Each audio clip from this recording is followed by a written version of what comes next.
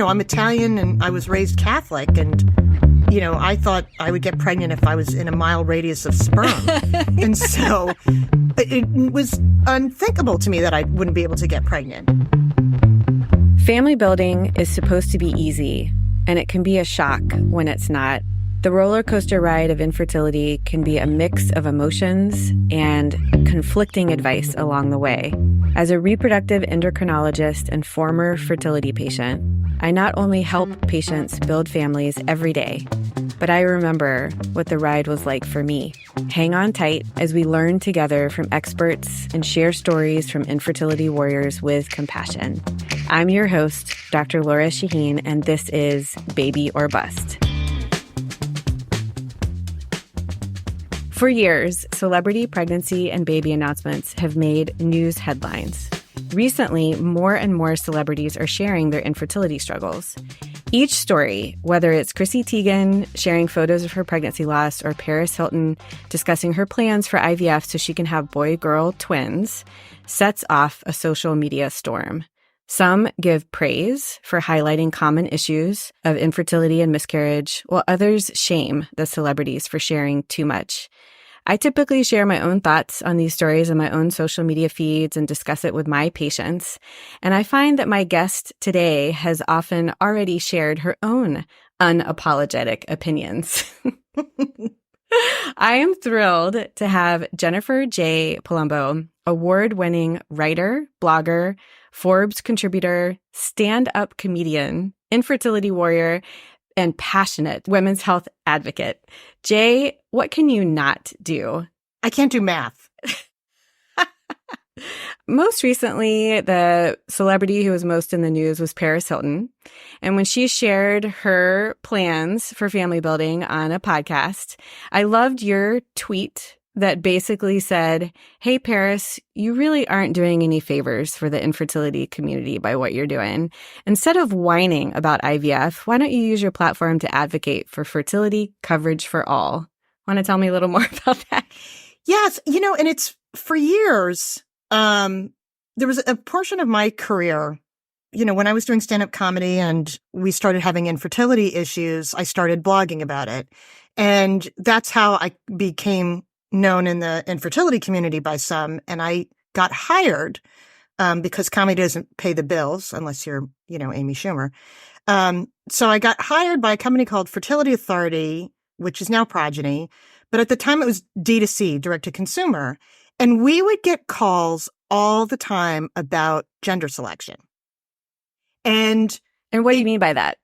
They would basically, this is really awful, but this is the God's honest truth. The majority of people that called about gender selection, that they wanted to choose the gender of their baby, were currently pregnant, and they had just found out what sex the baby was, and it's what they didn't want. There was this woman in Alabama, and I'm going to use a Southern phrase, bless her heart. She was pregnant with her fourth girl, and she wanted a boy, and she was hysterically crying. And you can do IVF with genetic testing like PGTA and find out the gender of the baby. That's not what the technology was intended for. That's something that people like Paris Hilton or someone like that woman in Alabama may want to do. The thing that upset me about Paris Hilton, in some of the interviews, she was complaining about how IVF was really difficult. And I'm like, oh, please. It is difficult. I went through several years of fertility treatment, 3 IVFs. I was not a good responder. I certainly would recommend having sex over an IVF. It's just not as good as, going on vacation. The sense of entitlement, she can afford an IVF. Across the United States, IVF on average is about $12,500. And she can afford to do that. She didn't represent the technology well, what the initial purpose of it was, but also no doctor can guarantee that you can have twins. No one can. No doctor. Not even one as brilliant and genius as you know, can say, oh, I can definitely give you twins. You can't. And the other thing is you can't guarantee that it's going to be a boy and girl. I think those 3 points, one, not acknowledging that not everyone can even afford the technology when they medically need it. 2, that she's making it seem that IVF automatically equals twins, which is not accurate at all. And 3, that you can choose the gender of the baby because it's entirely possible that she may produce, I don't know, all girls, or she may produce all boys. You cannot pick gender. You can only pick of the embryos that you've produced. God, I hope that makes sense. Right. It was totally inaccurate, and I think it set back everything that we're trying to advocate for in the infertility community, that we're spoiled, older, white women that want to have designer babies. That's pretty much Paris Hilton in a nutshell. So I saw the People magazine title. Basically, it said, Paris Hilton reveals she's started IVF process with boyfriend Carter Room, says it was tough, but worth it. So I saw that title. I saw you tweet. I saw a lot of fertility advocates up in arms for days about this. Yeah. Multiple patients ask me, hey, Paris is having boy-girl twins. I want to do that too. So the issue is that when celebrities announce this, it's a double-edged sword. It's polarizing. On one hand, I'm so glad that people are talking about this. Right. On the other hand, I am so frustrated when misconceptions are put out there. Have you listened to the podcast? It's worse than you think. I was just about to say, because you were like, oh, maybe they plucked out the worst. I was about to say, oh, no, the whole thing's awful. And then the media, as you know, continue to cover the worst parts. It wasn't misrepresented. It wasn't that, oh, they just picked the worst quote. It was awful from start to finish. The podcast is The Trend Reporter with Mara, and it was published on January 25th. And out of a basically 40-minute podcast interview, it's 3 minutes talking about IVF. And in 3 minutes, Paris Hilton just spewed out so many misconceptions. Yeah. So Mara simply says, have you ever thought about how many kids you want to have? And Paris says, I want to have twins first. And then, I don't know, maybe 3 or 4 children, right? So it's I'm going to just order it off a menu. Mara says, you say you want twins. It's kind of hard to plan that. Very logical question. Yes. Paris says, we've been doing IVF, so I can pick twins if I like. Yeah, it's not a menu. Right. It's not a drive-through IVF clinic where you're like, do you want fries with your twins? I mean. Mara says, wow. And then Paris interrupts her. I'm so glad Kim Kardashian told me about this and introduced me to her doctor, that poor doctor. We have them ready to go. And Mara says, so you've already done the egg extraction, and I know how difficult emotionally and physically, how was that for you? Paris says, it was tough, but I knew it was worth it. I've done it a couple times. And Mara says, well, what makes you want to go that route? Meaning do IVF. And Paris says, I think it's something most women should do. Just to have them, and then you can pick if you want to have boys or girls. Just because I really want to have twins that are a boy and a girl. So only way 100% to get that is by making it happen that way. Mara drops the conversation, doesn't respond to that, and just moves on to skincare. Yeah. So in 2 minutes, not only are we assuming everybody can do IVF, we're assuming that it's 100% guarantee and that most women should do it in order to choose their family, boys or girls. I don't know what the obsession is with twins. Did anyone see The Shining? Does anyone not know? But J-Lo did it. J-Lo. She's the original. It drives me crazy when J-Lo, when they asked her, did you do fertility treatment? She said that she prayed, which is cute.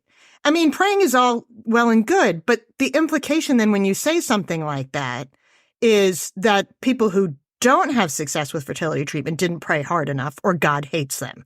So that to me drives me nuts. But twins is a high-risk pregnancy. It can put the mother at tremendous risk for several conditions. I don't know why people are all about twins. Now, putting aside the medical aspect of it, that you're putting the mother's health in jeopardy, and then the baby's health in jeopardy, let's talk about when you have twins as babies. Jesus, one baby kicked my ass, and I can't imagine. Twins are all cute, when they're maybe 12, because then you can, put them in matching outfits and take cute pictures. But you have 2 babies pooping and crying all the time. I don't Do you have patients come in specifically saying, I want twins? It happens all the time, right? All the time, all the time. And it's people typically who have not had children. Right. And for them, it's an efficiency model where it's an insta family. Buy one and get one free. Right. Well, people do. I think about it as well. We want more than one child. Why don't we just go ahead and knock this out with one pregnancy? People do think a little bit short term about how it is expensive to do a transfer, an embryo transfer. And so they're thinking, oh, I can have 2 kids with one transfer. And I'm like, yeah, but then there's 2 cribs at the same time. There's 2, everything at the same time. I don't think you're necessarily saving in the long run. But I have that conversation at least once a week. I'd like to transfer 2 embryos. Okay, I hear you. It is definitely a higher risk pregnancy. And I appreciate it. I don't ever want to shame people for wanting that because that's not for me to sort of judge. But I really try to explain we want one healthy baby and pregnancy at a time. And most people that have twins do end up having healthy babies. Like I don't want to put fear into people. Right. But it's those cases where the babies don't go home with the parents from the hospital. And some do have lifelong issues or don't even make it to go home at all. And so it's when that happens, as the doctor, I look back and say, oh my goodness, we had a choice there. And maybe it's PTSD for me because my oldest son, I had to give birth early and he was in the NICU because his NICU, neonatal intensive care unit. Right. The amnio fluid was in his lungs. So he was intubated and it was awful. When I was there, he was one of the few that was a singleton. There were so many twins in the NICU and it was so upsetting. There would be like a room where the parents would hang out when the doctors would do rounds. And I remember someone who's in the fertility world saying to me, anyone who wants twins should tour a NICU. Oh, it might be like a rude awakening. And you're right. It doesn't happen, of course, with every pregnancy. But I think the thing with me is, okay, fine, you want twins, but you really need to do your homework and really know just what you're signing up for, I think. Absolutely. And I will say, I also have been on the other side of this and have been a fertility patient. And after my third embryo transfer with a single embryo was not successful, I was ready to transfer 2. And my husband said, over my dead body. And I've been in the infertility world since 2009. And I have heard some of the most heartbreaking stories that women and men and couples have gone through to have a child. I mean, multiple pregnancy losses, stillbirths. There's one story that's always haunted me. I won't even get into it, but she had so many pregnancy losses and it was like the worst luck. Like the first time it was a weak cervix and she lost twins at 19 weeks. Then she had it happen again. Second set of twins, lost. On her next pregnancy, there was a trisomy, and so they had to terminate the pregnancy.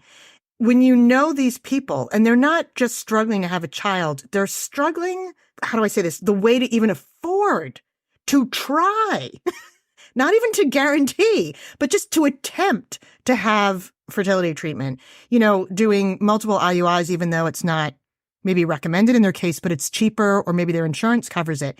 It's just when you meet these people, see what they go through, what they endure, how hard they work just to be able to afford it. I honestly think if you talk to any of those people and said, what do you want? Do you want a boy or girl? What do you want first? Do you want twins? They would say, I just want a baby. I just want to know what it's like to be pregnant. I just want to know what it's like to be a parent. I never cared about what gender I had. I just, I'm Italian and I was raised Catholic and, I thought I would get pregnant if I was in a mile radius of sperm. And so it was unthinkable to me that I wouldn't be able to get pregnant. And I always volunteered with kids and always, just loved children. I loved them more before I had them, but that was also before the pandemic.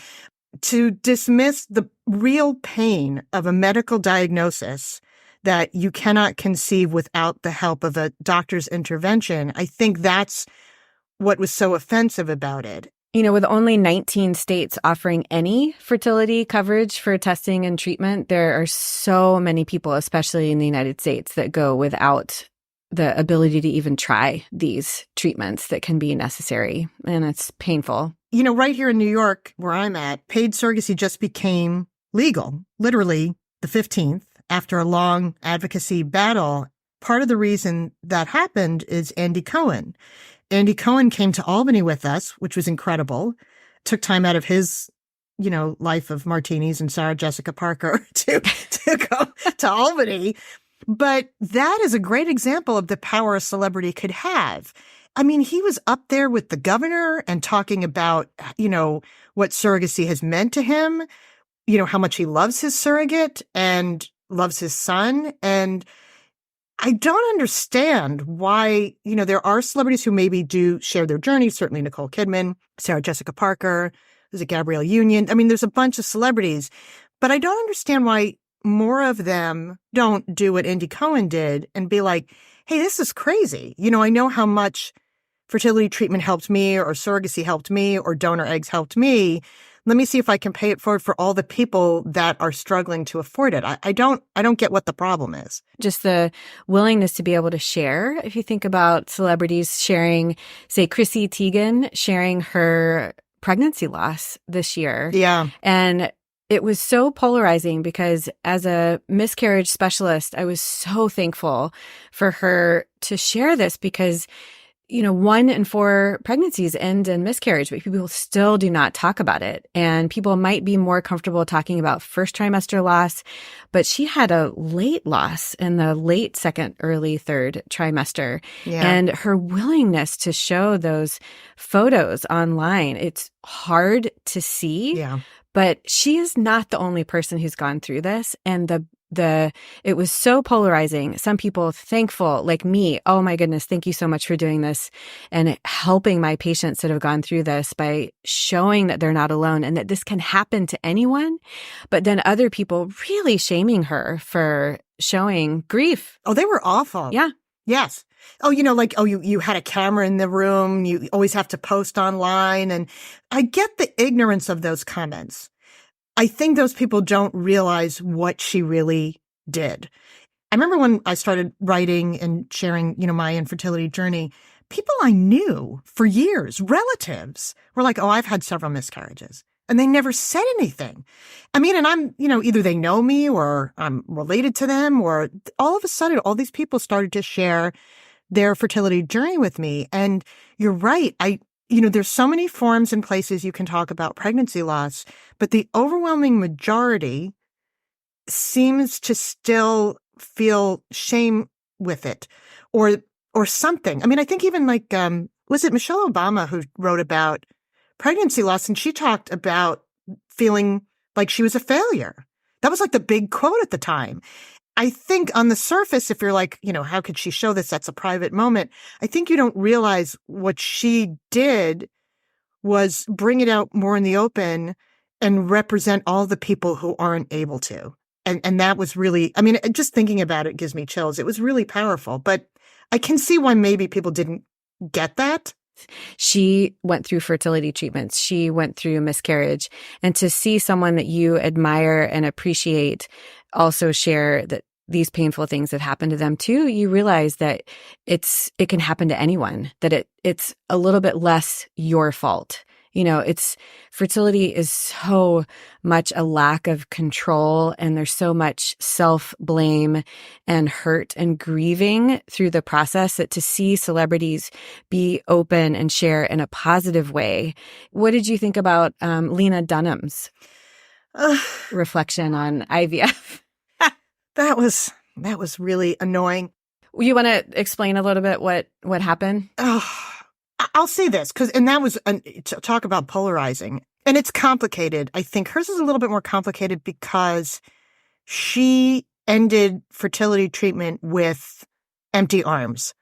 And I think many in the child-free, not by choice community it resonated with them. I'm always very careful. I'm laughing because I'm actually scared whenever I talk about childless not by choice, because I do think it's such a sensitive issue and everyone deals with it differently. I've met people who, went through fertility treatment. They didn't have a child at the end of their journey and they're perfectly fine with it. And then I've met other people that are absolutely not. And they still get triggered very easily. And so what Lena Dunham wrote, the tone of it was, I don't want to say bitter, but she definitely was expressing her pain. And I respect that. I respect anyone who shares their story, even if they don't advocate for coverage. I mean, anytime, like you said, you share your story, it makes a difference. Even Michelle Obama, I think they saw an increase in the African-American community going to fertility doctors. And so I do want to give Lena Dunham props for that. What really upset me, I guess, two things, but the big thing was, so she has had endometriosis for many years and has been very open about her experience in treating it. And I know she ended up getting a hysterectomy, and there were some in the endo community, as they call it, being like, oh no, like, do not get a hysterectomy. Who is advising this person? I have no idea. I don't have endometriosis. I wouldn't know how to treat it, but I remember that was polarizing when she had the hysterectomy, because they were like, they just felt it was too extreme. And it also was a bad message to those who have been diagnosed with endo. So she pursued fertility treatment. And from the way it seemed in the article, I think she only did like one IVF round. And I don't mean that in a dismissive way. It's relevant to what my concern was. When that didn't work out, and she really had a very tough time. I don't think she even produced any viable embryos. There's a section in the piece where she seems like she's mocking the infertility community and how they cheer each other on, and that they, use pineapples as their symbol.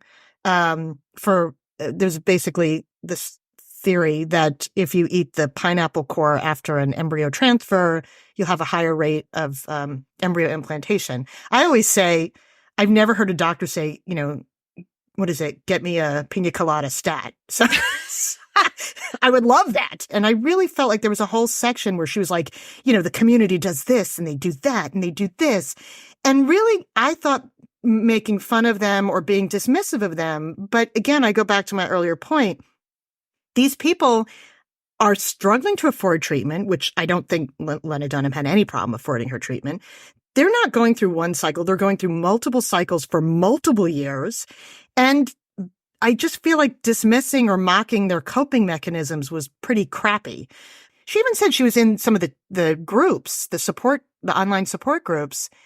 And it bothered me that she was like, okay, I don't need their support, so now I'm not going to support them. Like, I felt like that's what she was, in a sense, saying. I read it several times, and I took away that there was someone who is grieving tremendously. Right. And that she sought out fertility support groups online and, in other ways. And I feel like she felt as soon as she decided to not continue to pursue more treatment, that she was going to be shunned by this community, that they're all rah, rah, rah. And that if you decide something different, they're going to push you out. And I felt like she was pushing them out first. When I went through fertility, I was really not myself. I'm a very outgoing person. Everyone always says that, you have such a big personality. But when I was going through treatment, I would get my period or have a cycle that didn't work out, and I would get in bed at 4 p.m. and maybe stay there all weekend. And I wouldn't see my family because I didn't want to deal with the questions of when are you going to have a kid? When are you going to have a kid yet? Especially my family, bless their hearts. And I wasn't able to be myself. And the fertility community was amazing. They were so supportive. You could tweet at 2 a.m. about cervical mucus and someone would respond. And just someone was always there for you. You always had a cheering section. And the biggest story that I always tell and I wouldn't necessarily recommend it, just so you know. But on my third IVF, I was absolutely out of funds.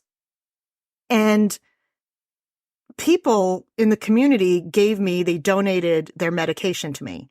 My entire third IVF cycle, I didn't pay for any of my medications. They were all, one of my friends gave me progesterone and oil at the movie theaters. She was like, oh, I have some progesterone and oil. I'm like, talk about a drug bust. Like, this is not, what are you passing her? It's like, oh, it's actually hormones. And I will say, as a doctor, this is not allowed. Yes, exactly. That's what I'm telling you. This is not allowed. Do not do this. However, the point is, once I had a child, I did kind of struggle with, well, where am I in this community? Oh, yes. You know, because now I have a kid and now I'm going to come off as privileged or, you know, like, I don't know, or jerk or whatever. Like, can I still advocate? And two things helped me. And one of them was I wanted to give back all of the support and the love and, you know, the 2 a.m.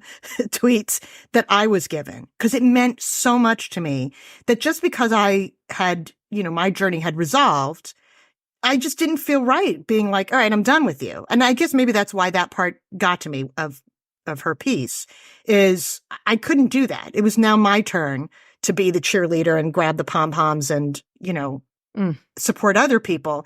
But the second thing is, I know that when I was depressed and in bed for the weekend, I couldn't go to Albany and advocate. I couldn't have gone to Washington, D.C. like I do every year and talk to, you know, Republican senators about sperm. Like that never would have happened.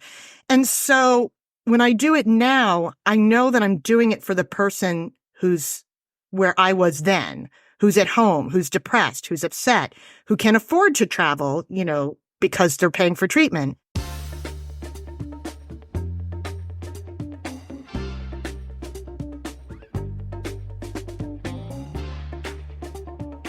There's some very interesting facts about the Black fertility community in that, you know, there's 1 in 8 women in the United States that is suffering from infertility.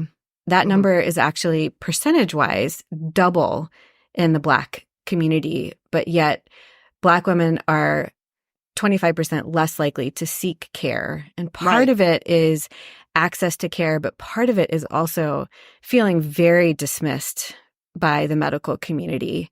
And the cultural stigma of not being able to be a mother as a woman of color is extremely intense. And part of Black celebrities sharing their own fertility struggles has just opened up the door for so much more sharing and learning.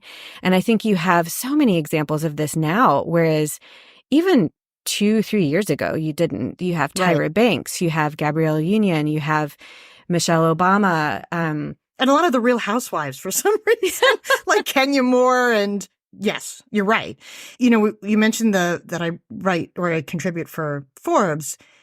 I've written several pieces on healthcare in the African American community, and it's awful, like universally, whether it's maternal health or I wrote this one piece that was just crazy. The project was called The Call, and it was basically the same woman with the same symptoms, and she would call 911. The only thing they would change was the name. Yeah, maybe the way she spoke a little bit, but it was the same actress. So say she would call and her name would be Susie Johnson and the symptoms were all appendicitis. And then she was told to go to the ER. You know, go to the ER immediately. You may be having a problem with your, you know, appendix, blah, blah, blah. Then she would call back as like Latasha Jackson, and she was treated completely differently. Yeah, well, there's inherent bias, right? There's, you know, Black people don't feel pain the same, right? In medicine.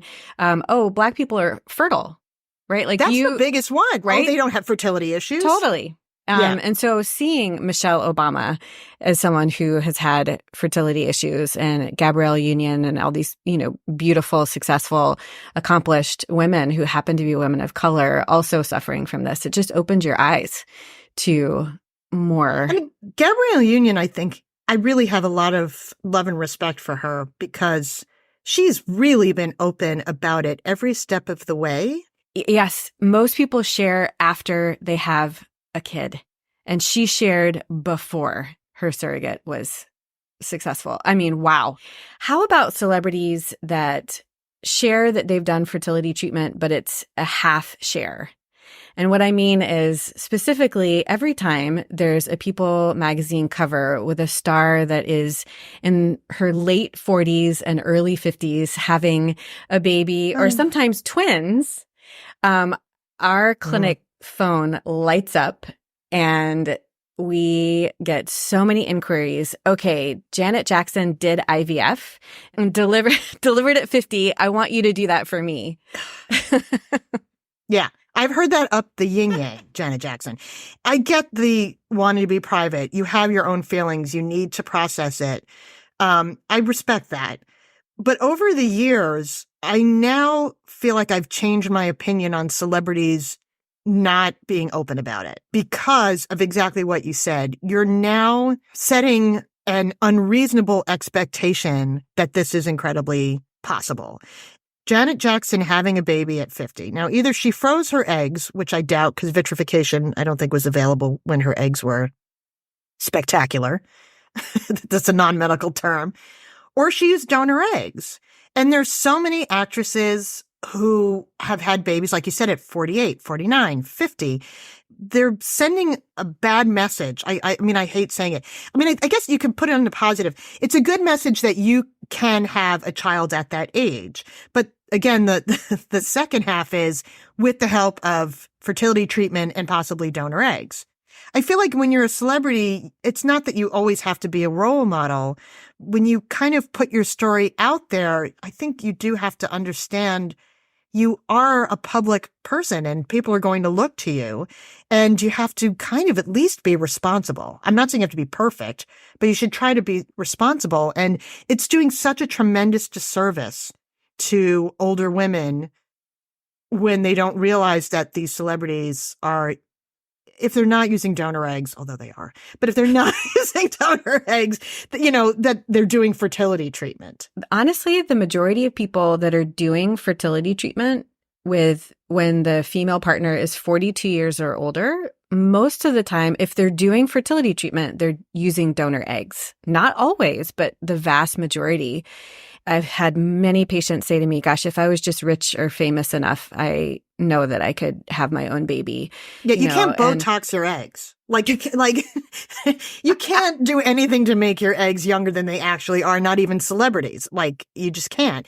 I will say that some coverage of celebrities, having babies in their late 40s and early 50s has changed a little bit.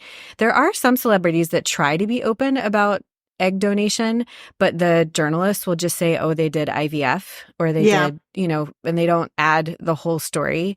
I was pretty impressed with People magazine's coverage of Rachel Weisz and Daniel Craig's pregnancy when Rachel was 48. I'm speaking like she's a friend. Oh, Rachel, Rachel and Daniel. So in the article, it was talking about she has an 11-year-old with her first partner and he has a 25-year-old and now they found each other later in life, blah, blah, blah, love. And she's pregnant and delivering at 48.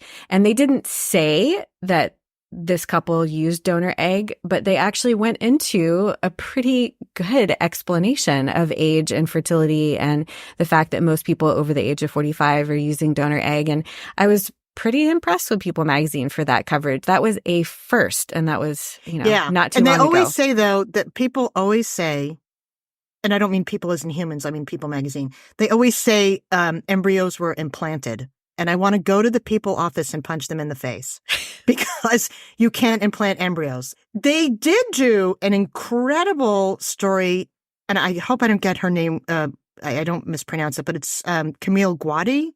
Okay. She is an actress who's on Prison Break. She shared her whole fertility story about donor eggs. And it was a really well done People piece. So maybe someone there had fertility issues and they're like, oh, maybe we should start doing this more accurately. But I recommend that one. But it was such a breath of fresh air to read in an article where everyone was being transparent and really helpful. Kind of the last alternative way of building a family that's not talked about enough is donor egg, and it's more common than people realize. It's a big part of our practice and a big part of building a family.